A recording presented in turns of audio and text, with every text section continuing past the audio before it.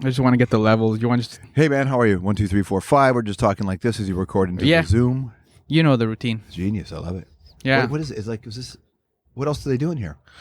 So we have about 17 different shows that run out of here. My show is called My Summer Lair. Yeah. And then we also bring in DJs. Yeah. And then another show that I host is called In Session, where we bring in bands. We've had Sam Roberts, a whole bunch of people, and they kind of play into here. Awesome. Sam Roberts, he was so excited because you get to have a beer during the interview. 100%. Oh, yeah. 100%. Right? So a lot of the bands, they get all excited. You're like, you mean I can drink and I can swear while for sure. Yeah. That's special, man. Yeah. I love it. But the problem though is I interviewed a couple of actresses, and then they got into the wine, and then they started telling me stories about coke on the set and the AD punched somebody. I'm like, really? Yeah. Oh, and then their publicists would get pissed at that, right? Yeah. And I said to the PR lady, I'm like, what do I do with this? You air it. Unless they tell you not to, you air it. She's like, yeah, no, they got into the wine, so it's all... Really? Yeah. Oh, that's dope, man. Yeah. That's amazing.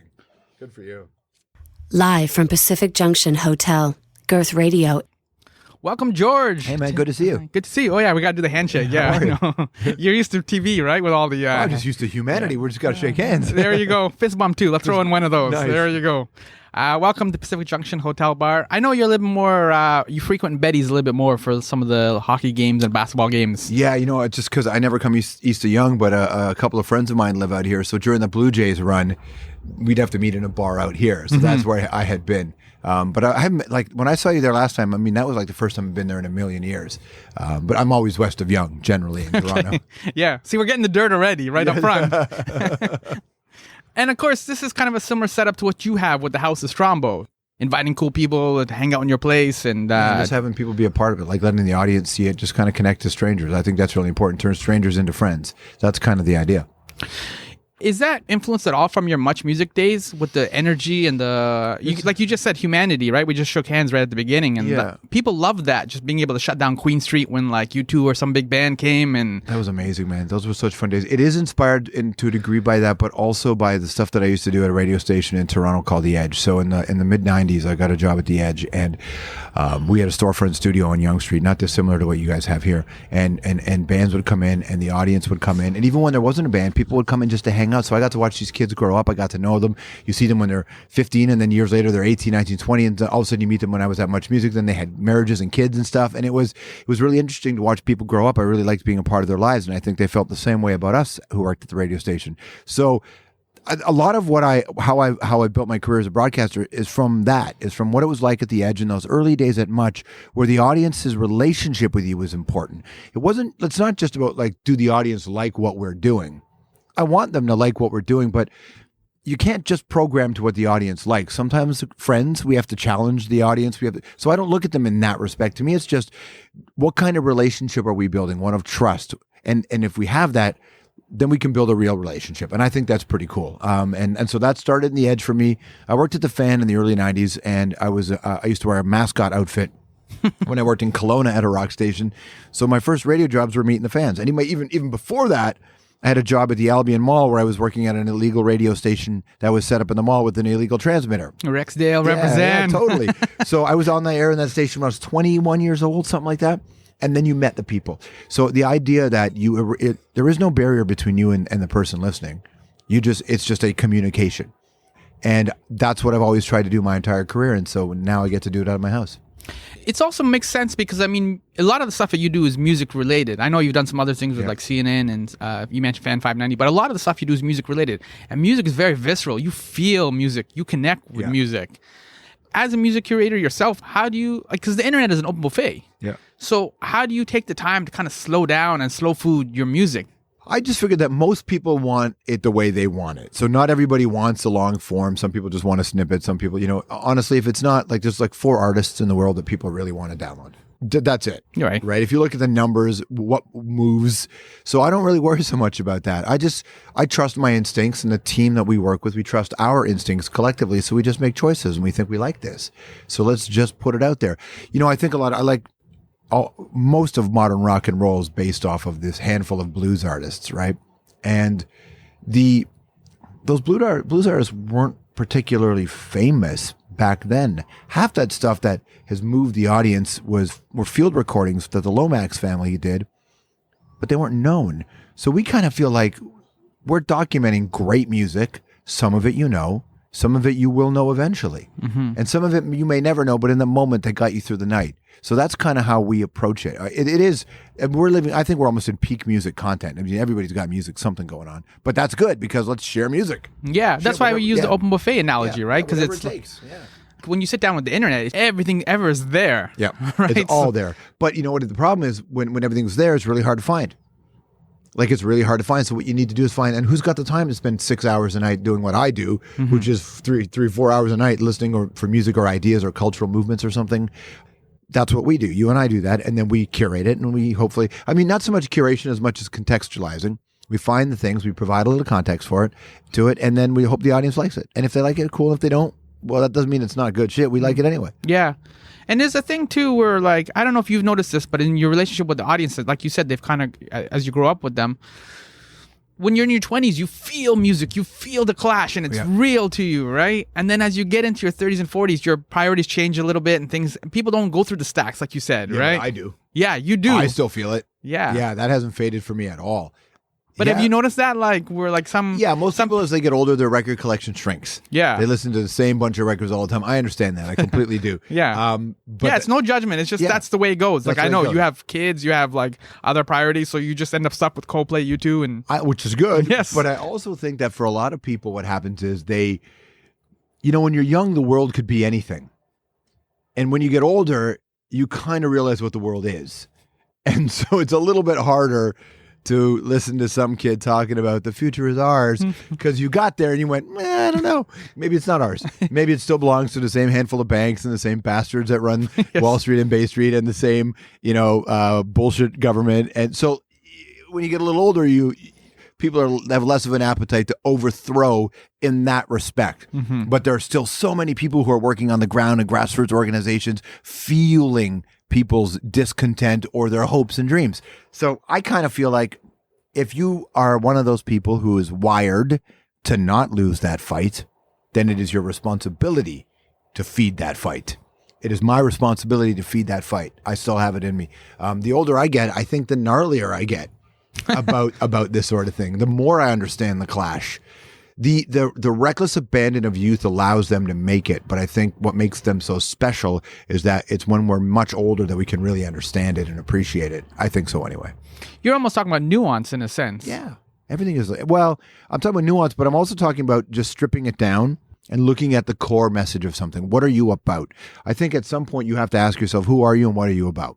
Now, we know art in the 60s, 70s, well, actually from the beginning of time, but beginning of when they were documenting this, people asked this question, why are we here? I have never given a shit about that question. I have never cared, why are we here? It is irrelevant to me why we are here. I think it's based on ego to assume that the answer will validate your, no, I don't give a shit why we're here. My whole reason for being is, what do you need me to do? What do you need me to do? Like, put me to work. I like to be in service. I like to connect with people. We need to focus on how can we help others. Not just can we go to northern Pakistan after a flood and help them, not just can we go to Haiti, but although those are important, but also how can we help each other feel like they're not alone? How can we connect with each other and get us through the day? Lots of people have wonderful days. Many do not. Our job is to kind of bring everybody together. So that's how I've always operated, but I've never needed the why are we here? And I think this is what happens. People get older and then they're like, well, what's really the message? And the message is the fucking same it's always been. Get out there and fight for somebody. Yeah. Get out there and fight. What's the kid? Kid Rock has a lot of grief, but he had that line, get in the pit and love someone. Yeah. Which I believe the original lyric was, get in the pit and try to kill someone. That's what he wrote, but he was convinced to not put that in. Big difference. There's a bit of a spectrum there. Yeah. He didn't want that shit at the shows. But just actually go out there and like go about your day and raise your family and blah, blah, blah. I get why you got to do that. But don't just be about you. Like, be about us. At least that's how I've always approached it. So there is a nuance for sure, but in a way it's a little bit more stripped down. And it's just like a straight ahead, it's a locomotive. And I really believe that that's how I operate, like a train. And I just try to keep it on the rails. That's it. And some days are better on the rails than others, right? Like you take those. Yeah, often I'm off the rails. But the good news is I've taken so many bangs that I can handle it. Yeah. If I roll into a cliff, I don't really care. I just, get that train back on the trails and keep going. I want to bring up your Twitter bio. Part of your Twitter bio is social justice. Yeah. Chop wood, carry water. Yeah. What do you do before enlightenment? You chop wood, carry water. What do you do after enlightenment? You chop wood, carry water. It's just going to work. Yeah. Yeah. It's almost like The Walking Dead, right? Like once all that stuff is gone, once you're stripped down, it's like, you chop wood, you carry water. That's it. That's exactly it. I've been so lucky in this career I'm 45 years old now, and I've had a really nice run. And I don't know what tomorrow will have in store for me, but I know that whatever it is, as a human being, I've done the work. Mm-hmm. You know, I never fell for the trappings of this job. I never did. I appreciate them, but I never fell for them. They're not my reason for being. I'm not validated by it. I just like to go to work. I like to make stuff.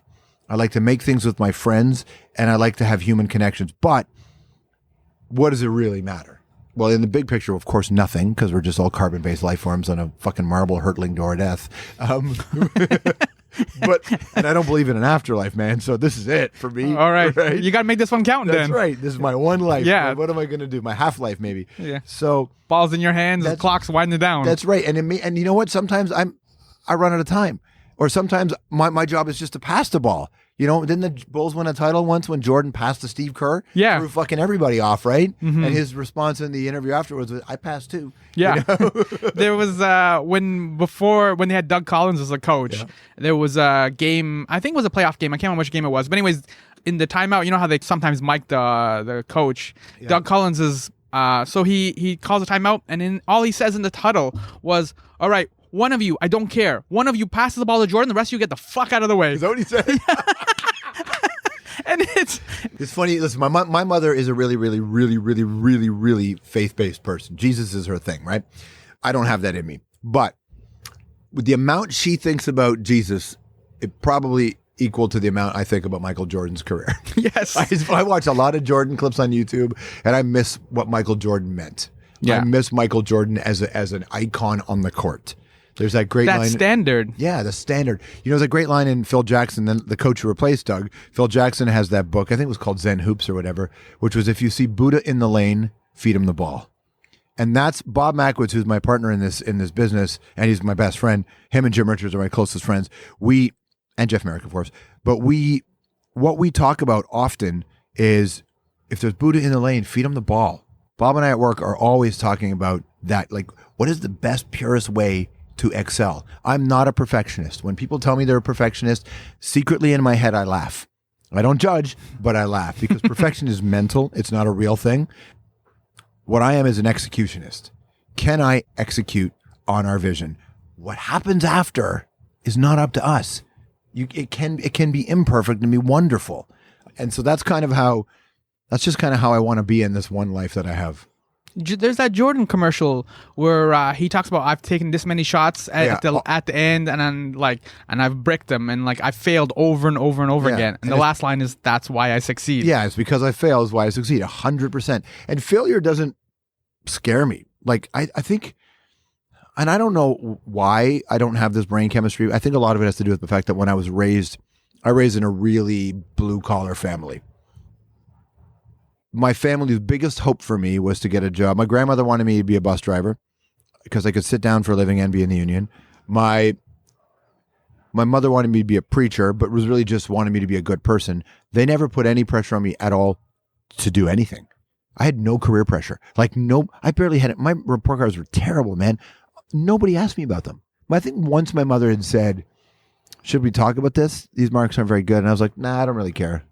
Like, I'm working on it, but I don't really care.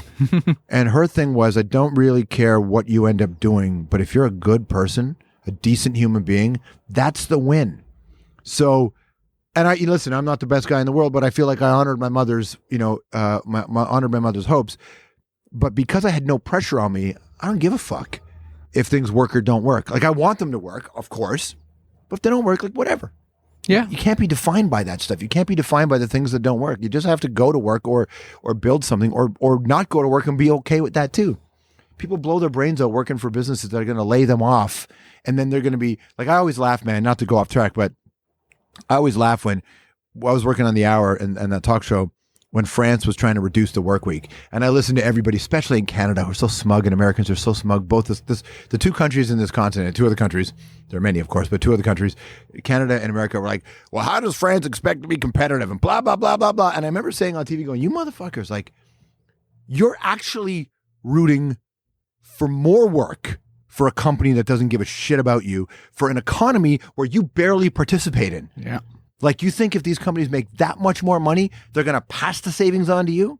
9/11 happens, gas prices change, airline flights go up. Oh, because gas costs. But then when all that calms down, we're like, well, should our prices go down? Well, they don't, because when we bought the fuel, it was this. It's always just bullshit all the time, for the most part.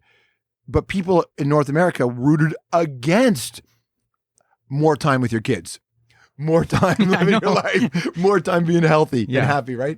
That's the kind of bullshit that I don't participate in, and I don't want to participate in. And I've been very lucky to work for some really big companies. Sometimes it's worked, sometimes it has not worked at all. Yeah. But never has it defined me. Right. Yeah. Do you have then, other than just kind of like doing really good, excellent work, do you have any sort of idea of what success is, or what, like, how do you know when you've done a good interview, or like, because you've done like CNN, you've done CBC, much, like, I'll give an example. So we did 10 episodes for CNN. I thought all those interviews really worked. I think we did 40 interviews, and about 35 of them were lights out interviews, as good an interview as I've ever been a part of. The audience was fine. It was just a summer replacement show. We were never supposed to do more, so that was fine. But, how many people saw that show? Not that many, right? Not that many. So, but those were good. Mm-hmm. And I've done interviews at Much Music that were shit, that I got thrown out of. And more people talk to me about them today. So I don't know what people think is good. I just know that if I feel comfortable with it, then I roll with it. That's kind of how it is. To me, success is that I represent myself, that they represent themselves. Was the conversation authentic and honest? Okay, then we got something. That's kind of all I'm going for. And do you change, or how have you evolved in terms of your skill set now, right? Because you've done so many interviews. Like, does your approach at all change, or is it kind of still maintained and consistent? I think I'm a better listener than I used to be. I think when I started, I listened. But you're on TV, you're on the radio. There are a lot of things to think about. Like, you're wearing headphones now. You wear headphones so you can hear everybody's voice back. You're thinking about time. You're thinking, is the recording level? Right. All these things that are in your head are in your head. As time goes on, you find a way to quiet those voices. So a good interview is kind of like meditation. You kind of you acknowledge the noise that comes with this, but you just let it be over there, to your left or wherever you put it, and then you stay present. I've gotten much better at that over the years. I'm still not perfect by any means. This is just a journey, right? Yeah. What does Bill Hicks say? Life is just a ride, man. He goes up and down, round and round. Yeah. It's brightly colored, and that's it. So that's kind of how I approach this. But a good interview feels honest. It feels honest. That's what I like. The line that I'm so sick and tired of people saying now is "speak your truth." It's like, don't speak your fucking truth. Speak the truth. The truth. You get to have your own truth, but you don't get to have your own facts, right? Well, especially in this era, right? Yeah. Like, people are like, oh, but this is my truth. But your truth is not interesting to me unless it makes you a better person. Right. What I'm interested in is, what is the truth? What is our truth collectively, so that we don't make this about the individual anymore, but we make this about the group. That, I think, not in the Borg or the communist way, but just like the group as a group of people who have to coexist with each other. Especially with some of the people you interview, because they're a little bit more established, a little bit more famous. And so sometimes it's kind of like a first date in a sense, where like it's hard to show yourself a little bit. And so you kind of put on this like artificial kind of extension of yourself. You mean the guest does? Yeah. And then so sometimes you have to kind of, you as an interviewer have to kind of work through that a little bit. I'm like, okay, I understand. The movie was amazing. The album's amazing. All right, let's get past that part. And let's get down to the... It's kind of like emotional archaeology. You're digging up this site. Sometimes you use a hoe, a big backhoe. Sometimes you use a little paintbrush to wipe the dust off. And bit by bit, you pull these bones out. You lay them out with the guest, and then you let the audience decide what creature it was. That's what interviewing really is. Because you're right, you do have to get through sometimes some pretty heavy-duty soil and rock to get to whatever that thing is. And sometimes you don't get there. Yeah. Sometimes you don't get there. If you don't get there, then just God hope it's entertaining. That's what you hope. Yeah. So people don't feel like they want to like jump off, just hurt themselves. So you that's the goal, is to get to that sort of authentic place. Doesn't always work, but that's what I aim for. And you know what? Honestly, I think most people now know that if they're going to sit with me, that's the expectation. It's a little bit different on the radio show because, we're playing music and that show's really about music. So it's kind of that to me right now. we're working on this new interview thing, which will be closer to the stuff we're talking about now. Just staying curious as well. How do you do that? Like, to stay curious after all this time and to still have and to be curious about the guests that come in, to be curious about the music that they're making and all that. Like, how do you fuel that fire, and how does that fire not just go out? I don't know. It doesn't go out for me. I don't lose that fire. So I think that I do this for a living because I have that fire. I don't have that fire because of the job. And if it wasn't this particular kind of career, I would have applied this fire to something else. And I'm genuinely interested in finding nice songs, beautiful songs. Like, I really want that. I want to watch nice movies, and I want to talk to cool people, and I want people who are changing the game. I like that. So that's easy to be interested in. But whenever you're having those bad days or moments where it's harder to get there, then you just treat it like a craft. You're like, it doesn't matter what I think, and it doesn't matter how I feel today. This is what I'm doing. And I think that's a really important exercise. I know in this era, people don't like the phrase suck it up, but sometimes you just got to suck it up. Yes. Like, honestly, this whole idea where everybody in their field, no, suck it up. Not if you're dealing with something serious. Yeah. But if you're just not in the mood, who gives a shit? Fucking suck it up. Or don't do it and don't complain about it. Yeah. Right? I think what we need is a little bit more stick-to-itiveness. Yeah. And I liked it because not every day do I feel wonderful going into an interview. And there's a lot of noise in my head as well. In fact, I have a really noisy head. But I just put it aside and I get the job done. And maybe that's just because I came from a super blue-collar life where my grandmother and my mother worked hard. My aunt and my uncle worked hard, man. So I grew up with the hard work. And if you're not feeling great, let's deal with it. But if you can get through. Maybe that's not the best advice, but that's how I did it. Go to school when you're sick. You know? Gratitude also goes a long way, because it's an immense privilege it's like an immense privilege just to sit and to chat with people like yourself and hang out and get some drinks and let's talk about music, let's talk about books and stuff. Gratitude is maybe the key to life. I think so. Kindness and that bridge between empathy and compassion, but gratitude, of course, man. Love and gratitude. I think in some respects, the Beatles were right when they said love is all you need. But in many other respects, we don't need love. We need social justice and laws. I don't care if you love that person, but let's not infringe on their rights. Right. So love really isn't, when I see on Twitter when some shit goes down around the world, tragic stuff, people on Twitter, we just need more love. I'm like, nah, we don't need any fucking love. We need law. Yeah. Social justice and respect. And change behavior too sometimes, right? Yeah. That's a huge part, but that's education. I think we often say that education is the answer, but the truth is education without a moral compass is not the answer, because most of the people who are doing all this damage in the world are highly educated. Right. They're highly educated people who are screwing everybody over. So education is not the answer. And it's Morality hard. is. Yeah, it's hard for people to also understand that the greed mentality, because some of us are not built like that. Like, I can't imagine just sitting there trying to get all these billions of dollars and feeling comfortable screwing people in Flint, Michigan. Yeah. Or Isn't that astonishing? yeah, I can't I can't get to that level of conscience. So it's hard. It's easy for me to judge them, but I can't understand them. Right, but because you're not a sociopath. No. And you're not a monster. And they're monsters. Yeah. That's it. They're monsters. If you put your financial benefit ahead of the poisoning of all these kids in Flint, Michigan, you're a monster. That's it. I don't believe in good and evil, but I believe that some people do really horrible things. When I said morality, by the way, I don't mean the traditional definition of morality. I mean just some kind of compass that we need. Yeah, I don't operate that way either. The whole greed game to me, it's what was beat into our heads. I'm older than you, but in the 80s, that was beat into our heads. The corner office. Yeah. Beat into your heads. Those jobs don't even exist anymore. In fact, a lot of those guys, and they were a bunch of white men who are telling us about those corner offices, they're greeters at Walmart now because they got kicked out of those jobs when they downsized. Yeah. And not that greeting at Walmart's a bad job. That's a dope job too. Any job that you can get honest pay is a good job. What you want is a fair living wage, right? And not every company takes care of its employees. But that corner office corporate ladder thing, who does that work for? And who's happy? You see those people in the morning when they walk to work with their running shoes on and their suits and their coffee and their fob hanging around their neck, and they don't look pleased. I'm not judging them. I support them. But those people work their asses off, and what do they get in return from that company? Very little. Gold watch and a nice chair. If you're lucky. And then when does that go away? When Amazon changes the whole delivery game and Yes. and this bullshit of the gig economy goes away when people realize it's not real. Yeah. When there are no jobs. Lies. Lies. I watch when people, I was in Vancouver and Uber, everybody in Uber is like, they're mad at Uber because, well, the cabs, what about the cabs? And you hear the cabs, what about the cabs? I'm like, well, when technology decimated the music business, where were you? Nobody protected the music business at all. Mm-hmm. In fact, they shit on the music business nonstop. This business that, while imperfect, gave a lot of people a lot of music and did make a lot of people a lot of money. But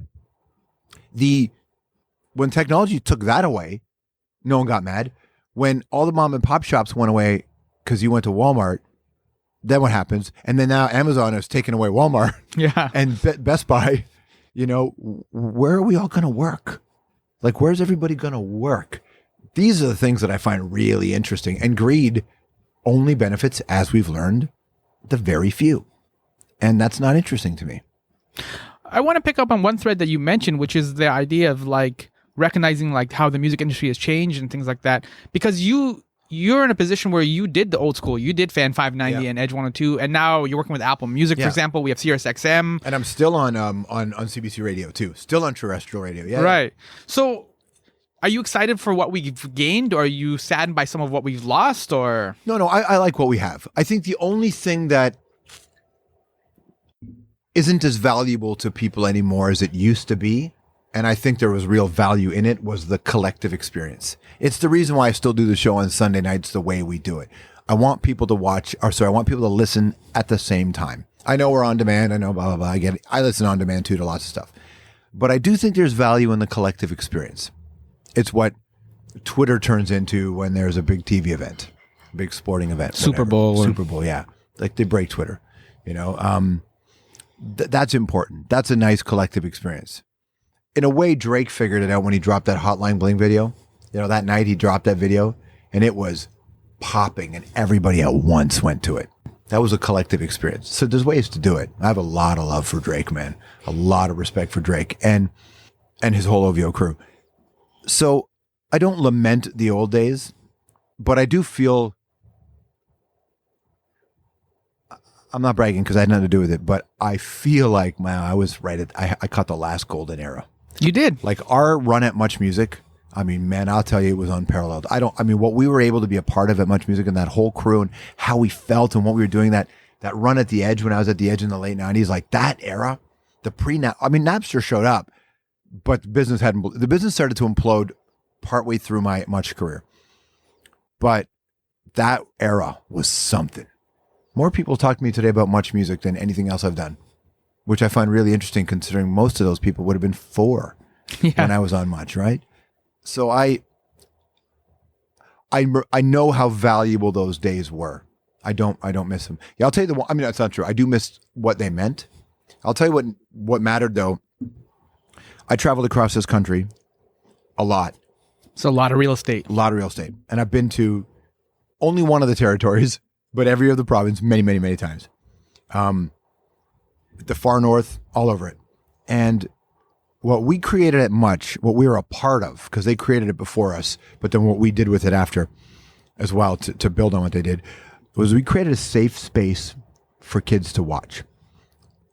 If you were gay, straight, lesbian, bi, trans, two-spirit, weren't sure, when you watched us, you were never judged. You were never weird. When you watched us, you were welcome and you were safe. If we played a video that had a really hyper-sexualized lead in it, like Duran Duran or something, or but even band girls on film, but even like when we played like Christina Aguilera's Dirty, whatever that was, right? Mm-hmm.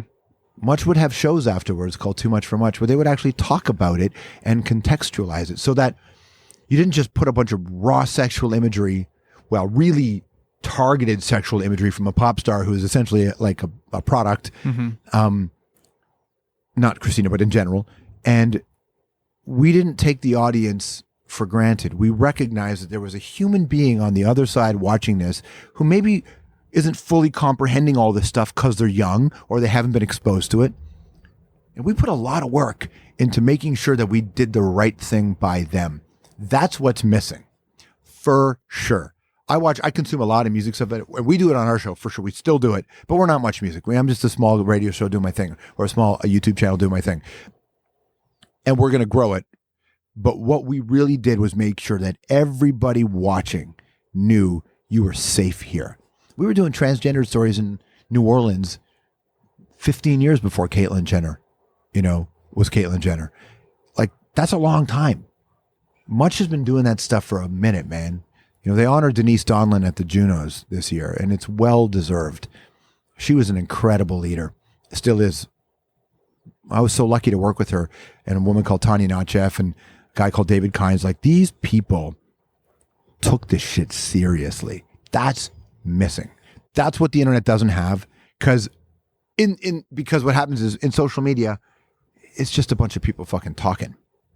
There's no actual discussion anymore. You're just talking at people. Yeah, and everybody's entrenched. Like, how often... I remember being on TV and I have a point of view and somebody would say something and I would think, oh, yes, I hadn't thought of that. That's not fucking Twitter. It's not Facebook. I know. In fact, those places have even screwed us by only putting the shit we want to see with their algorithm in our timeline. How's that going to get better? I mean, the fucking Russians used Facebook to help win an election. That's like season 2 of 24 that seemed far-fetched. That happened. I know. Life is getting more absurd. It's absurd. It is full-on absurd. So I think back in that day, at least for a young audience, and again, I'm only talking for a youth audience, Much Music did a really good job. YTV did a really good job of respecting their audience. And I don't see a lot of that in the TV anymore. I don't even know what's TV for kids now. I mean, I watch Rick and Morty. Yeah. That's the best show, I think, on TV. I guess part of what you're saying too, though, it goes back to the Jordan standard, right? He came in, Kobe kind of followed the same thing. We're like, we're going to take this seriously and we're going to put the time in the gym. Yeah. Magic Johnson, like Isaiah Thomas, there's a legacy of these guys. Yep. But we also know guys that just signed a big contract and then didn't do anything, and like guys who just kind of goofed off and just like didn't care. And we're not wearing their shoes today. You're right. But we're wearing Jordans. Yeah, so that's the thing. And it's like... I still have my OG 184 Jordan. Yo, high five for the OG. My OG, yeah. Man, yeah. And that's the thing. I think like that's the standard that kind of lasts a little bit more longer, right? It's when you put that time and the effort in. That's why people kind of are so viscerally connected to Much Music. I think so. I think you're absolutely right. Because we've thought, we did a holiday special, which you can see on our YouTube channel, and I invited Rick, Rick couldn't make it, he was out of town, but Ed the Sock, Sookian, and Master T came over. And I put it on just a little bit of online. People freaked out. But I think it's because they realized that we actually gave a shit. Like, we weren't really in it for us. We weren't making that much money. We were making enough to pay our rent, but we weren't getting rich off it, And we really, truly believed in our music and believed in sharing those stories and believed in the audience. And that is the legacy. But we weren't doing it for legacy. That's the best part of it, right? You do it because you just want to do it right. And over time, the legacy will be defined by your actions. Yeah. And I think... I mean, that's never wavered in me. Like, I still want to operate that way, and I still operate that way. And I know that I turn down opportunities that would be better for my business, but don't care. I'm 45 years old. No human being has anything to prove to anybody. You just got to do what's right by you, and hopefully honor the truth. And that's partly, I think, why your slogan on Twitter, one of your hashtags is "We Love Music." Yeah. And just based on what you're talking about, your emphasis really now is on the "we" part. Yeah. Right? 100%. And that's been the funny thing about my career, because it's so much been about me, right? It's called the Strombo Show. It's all this stuff. You're the face of the place. I'm the face of, yeah, exactly. And it is my home. Like, it is my home.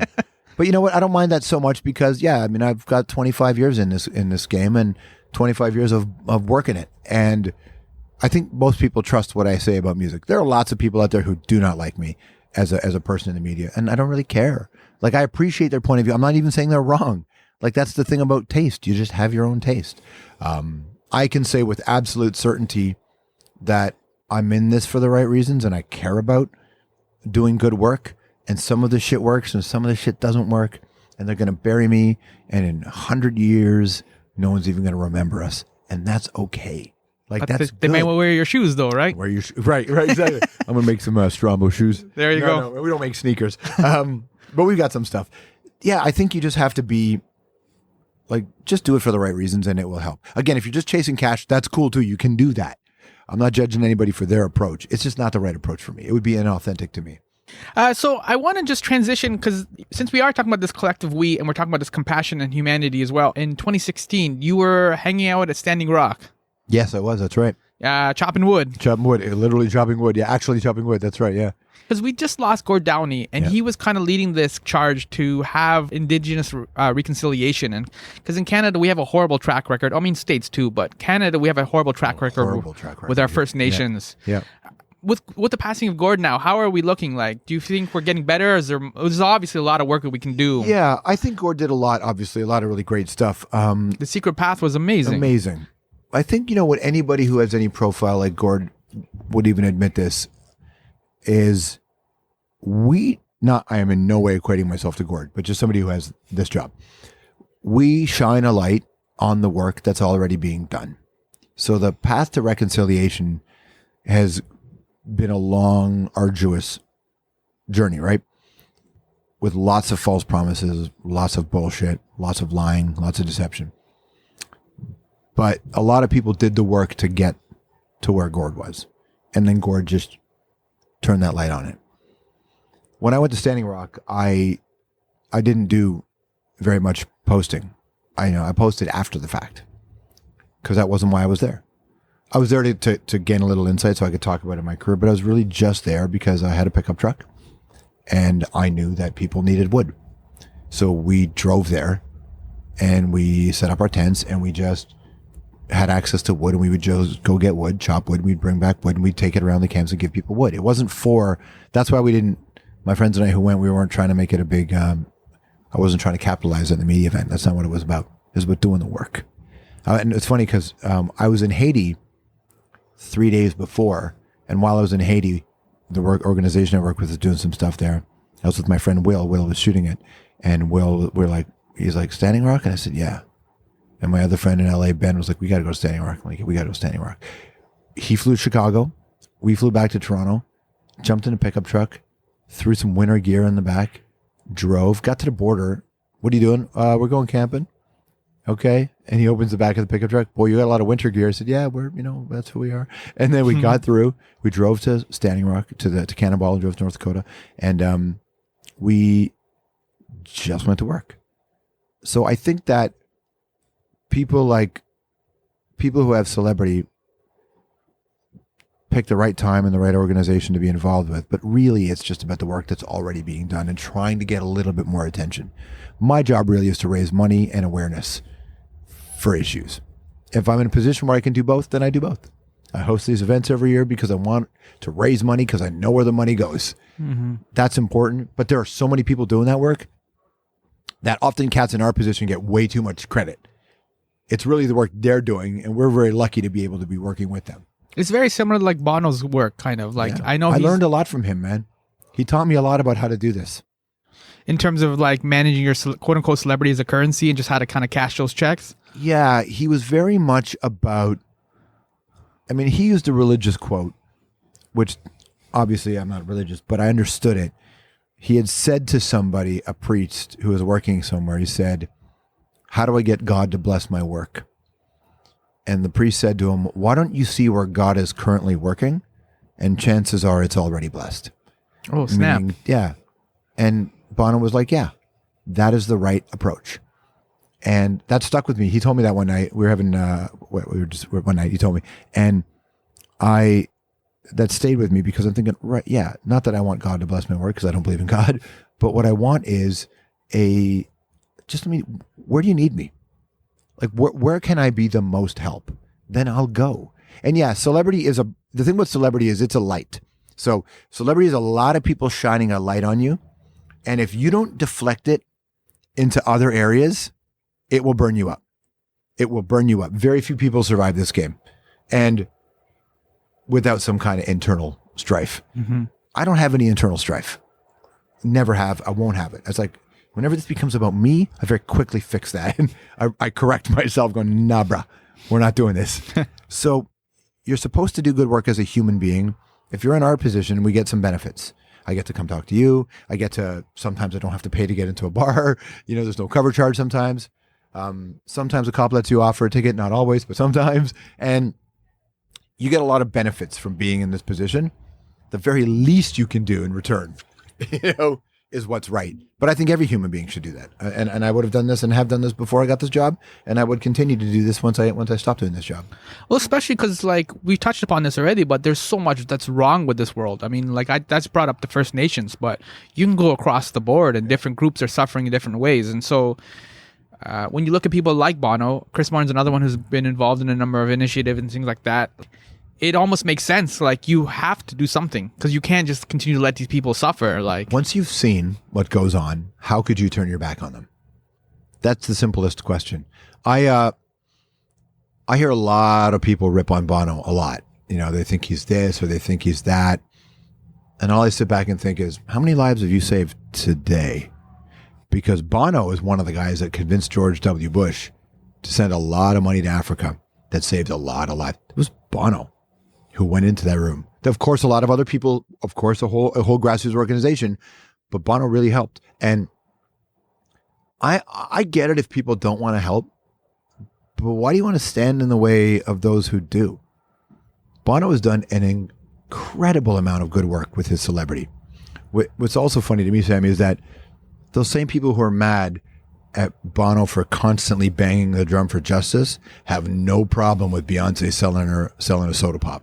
Mm-hmm. So she's using her. Now, granted, she does good work too. But I'm saying a celebrity using their platform to sell something that could give you diabetes if you take too much, right? Everybody's fucking cool with that. Kim Kardashian, everybody's cool with that. I got a pair of Yeezys. I got 3.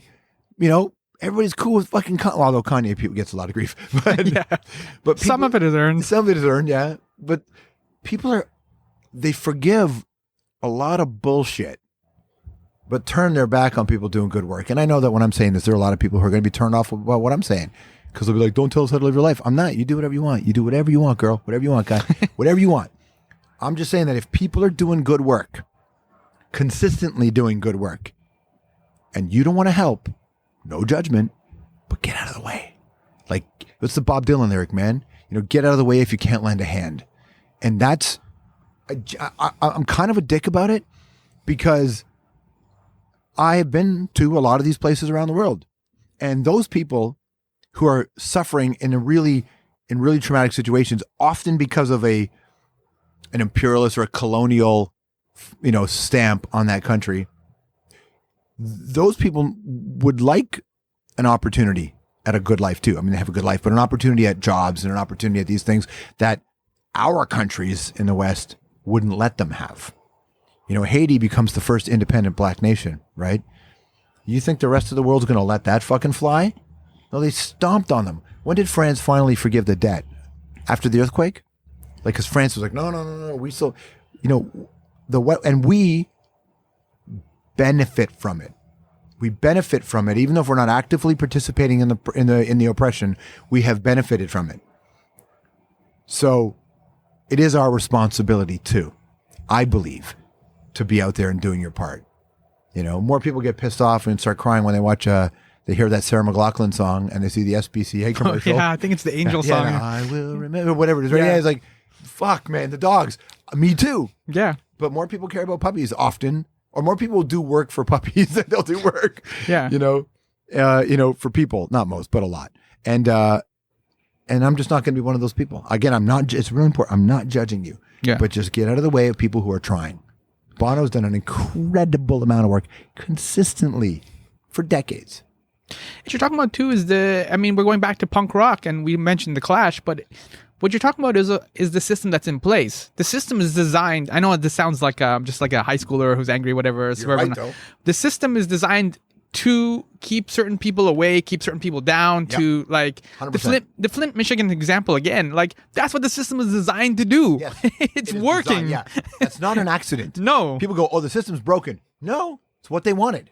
And people are always shocked because it's 2018 and we should be more better and we should be more progressive and we should accept black people and we should be. Yeah. But I'm like, the system doesn't recognize the year. Yeah. The system is designed and is a machine that just keeps going and that's what it does. 100%. And so when people are upset that actresses can't do this or the Flint, Michigan can't get good water, I'm like, yeah, but you're participating in a system that's what it was designed to do. Yeah. Like Me Too is not shocking. Mm-hmm. It's not shocking. We know this behavior. I mean, I didn't know about specific allegations, but we know that this system has been oppressing women forever. Right. Here's an example. So when Bill Maher said the N-word on his show, right? I know Bill not well, but I know him a little bit. Bill's not racist. Regardless, he said it. Once he said it, I thought, oh my God. He stepped in it. And he knew it. He faced it head on, apologized. Very hard to apologize for that. But Bill, I would never tell Bill Bill did his part, right? I'm a big fan of Ice Cube. Ice Cube was on the show and was basically giving Bill a hard time, accepting the apology, but explaining to him why it was so wrong for him to say the N-word. Agreed. I agreed with everything Ice Cube said. 100%, right? But I was sitting at home watching this saying, seriously? No one's going to say the fucking obvious thing? There was two other people on the panel, I believe. One of them, I believe, was a woman. I forget her name. There's another gentleman. I forget his name too. But I was like, Ice Cube, didn't you popularize "A Bitch Is a Bitch"? That song? Yeah. You have been destroying women in your lyrics, non-stop from the get-go.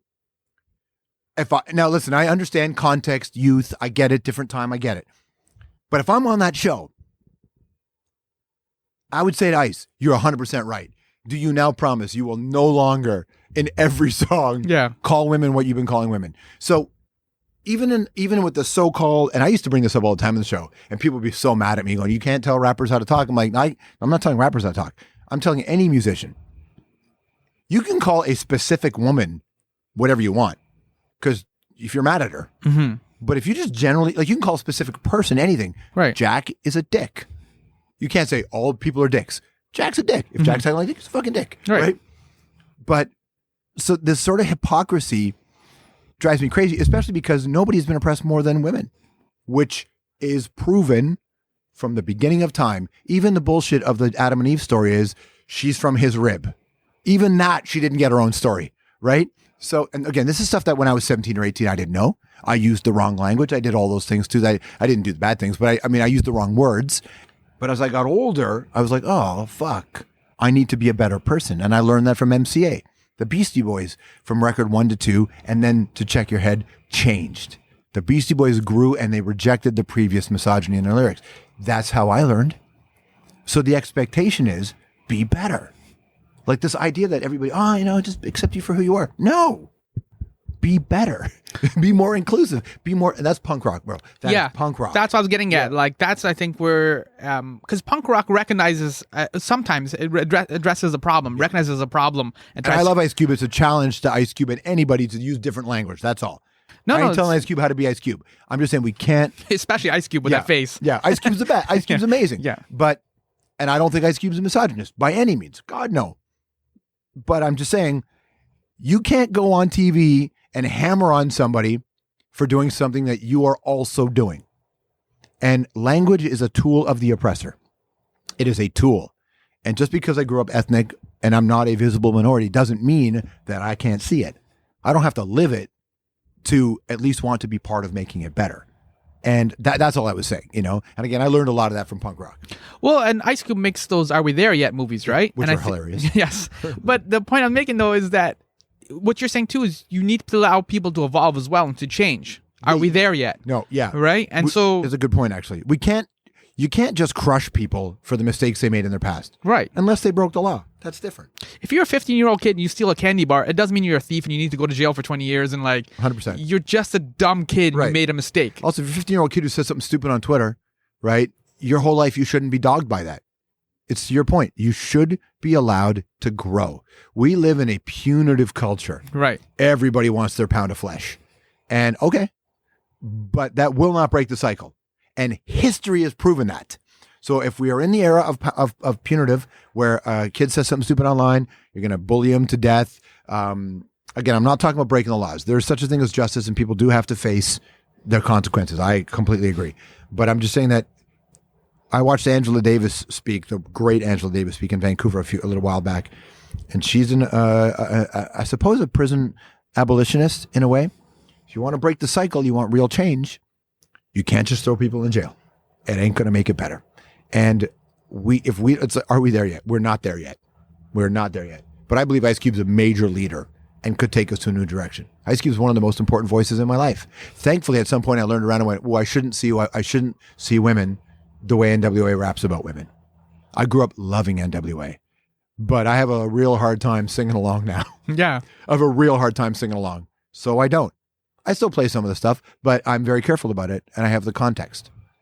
And this, again, is the punk rock that you're talking about, which is like, punk rock is like that fire where you want things to change, right? You address it, but you also recognize that you may not necessarily have the tools. So it's the do-it-yourself kind of thing, and you just do the 3 chords and the truth, and you try and get it done as best as you can, which gets us full circle back to House of Strombo in a sense, promoting this music and promoting these ideas and getting these guests on. Yeah, just do it for the right reasons, and hopefully you'll be able to do it again tomorrow, which is kind of the thing.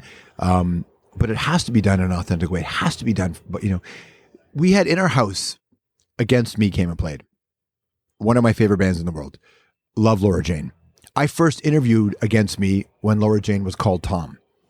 And they were and still are a very hardcore punk rock in terms of hardcore with their politics, right? In a good way. And she said something really interesting, because when I first interviewed Against Me with Tom, it wasn't a very comfortable interview.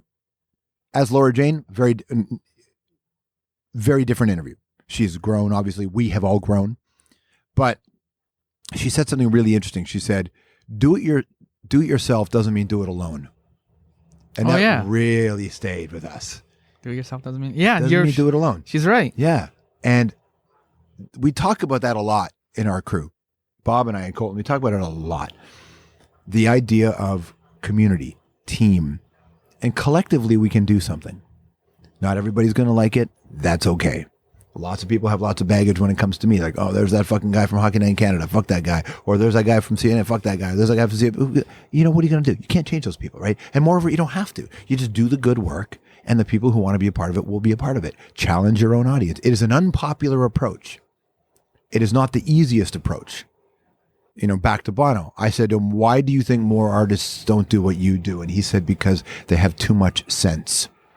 Sticking your neck out like this is work. You get beat up every step of the way. You just have to not care you got to care about the right things, And I really believe in don't do it alone. Don't do it alone. Do it with us. You have me. You and I have known each other for a long time. Yeah. We've tried to make this happen. I'm happy to sit across from you. We do this together. That's how we move the conversation forward. I'm not interested in people's cynicism. I like critical thinking, not cynicism. It goes back, we're circling back again to Jordan. Jordan was hated, especially in places like New York, but they respected him. They had to, kill you every night. Yeah, I know. Although Jordan was a different animal. I mean, Jordan's Hall of Fame speech was pretty balling. Like, that guy just took everybody apart. Yeah, right? I know. Still to the end. It's like he was not going to be gracious. Yeah. Not even a minute. So I don't know that I would be like that. Nor am I as good as Jordan. But I do remember I was an NBA reporter in the Jordan era. And I remember when Michael would take the ball. And we would watch it and think, well, we'll never see that again. We'll never see that again. Mm-hmm. 6 for 6 in the finals, man. I know. This is it. So when people say, oh, Tom Brady's 7-2 in this, or 5-2 in the Super Bowl or whatever, or it could be 6-2. LeBron's amazing. I love LeBron. I think who LeBron is too is powerful. I love LeBron. But 6-0 in the finals. I mean, can you imagine getting there and never losing once? That's amazing, man. That's the greatest thing I've ever seen in my life. There's no rebuttal for it, too. Like, that's like, it's like, because like I was saying, like, people hate on Jordan, whatever, but then you say like 6-0, and I'm like, oh, okay. Yeah, and I guess it depends what you value. Yeah. In basketball, it's about winning. Right. Yeah, in sports, it's about winning, for sure. I laugh when I hear people go, sports teach people good lessons in life. No, it doesn't. Sports teaches you watch guys on TV all the time. You fall down, you break your leg, the whole audience says, get up, you bum. Sports does not teach you good lessons. Not at a pro level. Well, Jordan 6-0 too. Like one of the takeaways I always took from that was like you reach success when you deny others glory. Yeah. Which was a weird lesson. Yeah. Because he was a stumbling block for so many teams. Sonics and Utah Jazz, they had it. Dude. But he denied them glory. I sometimes think he retired just so Hakeem could win a couple of titles. He just let the dream get 2, Yeah. That's all he did. Yeah, now listen, I don't approach it that way. I don't want to deny people's glory. I want everybody to have the glory. Mm-hmm. That's how we approach. So we're unlike Jordan in that respect. But if we're playing basketball or playing hockey or whatever, win. Just win. That's it. I like people to win with sports personship, but win. You're talking more like the Spurs in a sense. Yeah, Kind of just get more people involved and everybody like. I mean, the Spurs, what a run, right? Winning Yeah. with the Admiral and then winning with Tim, like that's a run. Basketball to me was always, even though hockey was my number one sport and motorcycle racing, watching Valentino Rossi race for Yamaha, watching Jordan at the Bulls, that's a thing. Because one person can change the game.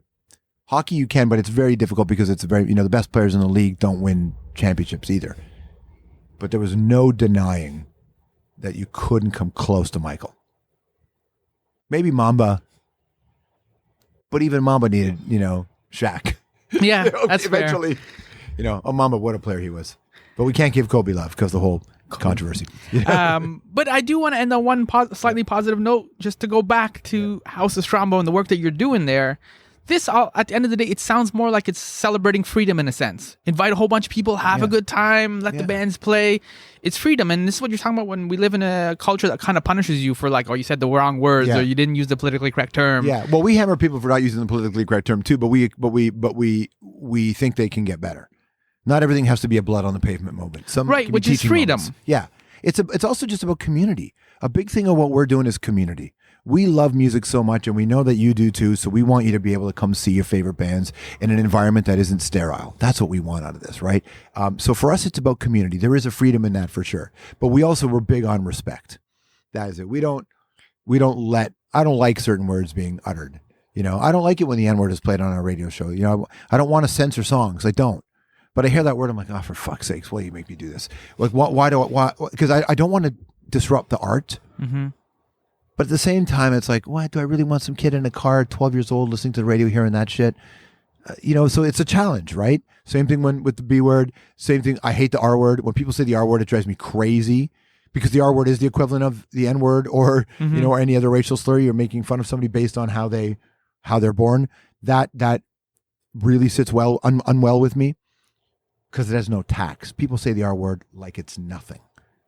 If you said the N word publicly, you have problems. You say the R word, almost nobody bats an eyelash. We do. So we do believe in freedom, but we believe in equality too and social justice. But I don't destroy people for saying that stuff. We work with them on it. All right. That's a positive note. Let's end it there. Yeah. Thanks for your time. Thanks for coming in and and doing the cool stuff like House of Strombo. So thanks, man. Come by for the next one. Okay. Yeah. Are you allowed to say who the next one is or are you? Yeah. The next one is Death from Above. Death from Above pops now. Okay. Yeah, Death from Above. So they came into my house and shredded the actual parts of the rafters fell. Okay. Yeah, that's a good party. Yeah, that's a good party. When I saw them come down, I went, here we go. Now it's a house party. All right. Yeah, I'll come by and we'll party it up. Anytime. Good to see you, Thanks, man. George, man. Thanks for your time. And do you want to just plug the social media where people can find you? Yeah, if you want, sure. I'm at Strombo. At Strombo on Instagram, on Twitter. Facebook.com/Strombo. There's the YouTube channel, which is The Strombo Show. We're trying to get the Strombo one back from CBC. So it's basically at Strombo. I'm on Spectrums. My ID number is 666 there. No surprise. But yeah, just follow along and we're always sharing stuff. And I'm Sam Unin. This has been My Summer Lair featuring George Stroumboulopoulos. You can follow me on Twitter at My Pal Sammy. All right, cool. Thanks again for coming in. Always, buddy.